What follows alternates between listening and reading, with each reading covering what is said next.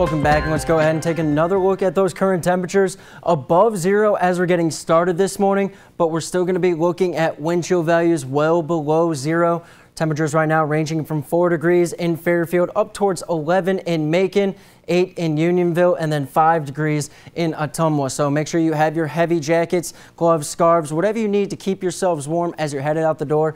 And those wind chill values ranging anywhere from 3 below in Macon up towards 12 below in areas like Centerville as well as Fairfield. So extremely frigid, not what we saw yesterday and the day before, but it's still going to have an impact on you as you're getting out the door. So taking a look at your tips to prevent hypothermia, dress in layers with that top layer being waterproof.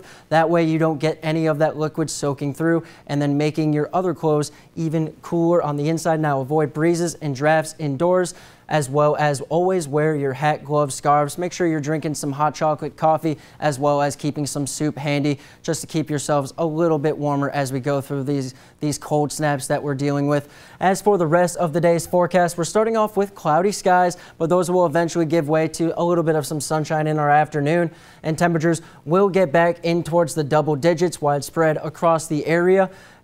Some of us on our southernmost sides will be a little bit warmer though as we head in towards the afternoon, reaching in towards just about the upper teens for a good majority of our area. A few of our localized areas though could be looking at some lower 20-degree temperatures for the area, so still well below average, about 10 to 15 degrees below normal for this time of year, but warmer than where we've been at the last few days. We have winds out of the southwest, so that is bringing in that warmer air, but it won't last long. As we get in towards tonight though, we are going to see some very static temperatures. They're not going to move by much, really hovering in between the low and upper teens before we get in towards those early morning hours when they start getting down towards about 10 or so degrees.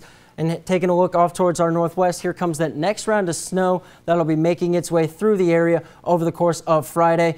So it starts off about 8-9 a.m. So it's going to be a little bit past that morning commute, but we will be holding on to this for quite a while. This is going to last in towards the later afternoon hours and then start its descent off towards the south. We're going to see a more widespread area of snowfall. Temperature-wise, very, very similar tomorrow with what we're looking at today in towards the upper teens, even the lower 20s for a few of our areas. The snowfall, though, holding on in towards the later evening hours, so that is going to make an impact on your commute home from work for Friday. So make sure you keep an eye on those MoDOT and IDOT road conditions, which you can find on our KTVO website underneath the weather tab. Heading in towards Saturday morning, take a look at those temperatures. Still holding on to a very static condition, but we will see that changing extremely drastically as we get in towards Saturday, Sunday, and Monday.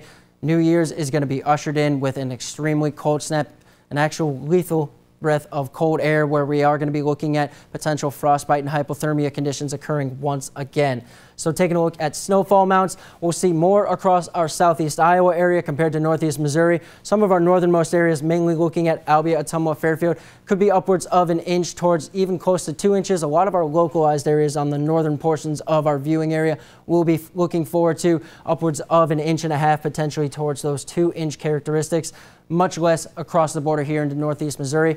However, taking a look at the setup for the weekend, we have Omega blocking, keeping all of that warm air well off towards the northwest, allowing our temperatures to drop to 30 or 40 degrees below average for some of those northern states. And here's a quick look at your extended forecast. Now stick with us. Tech Bites is coming up next.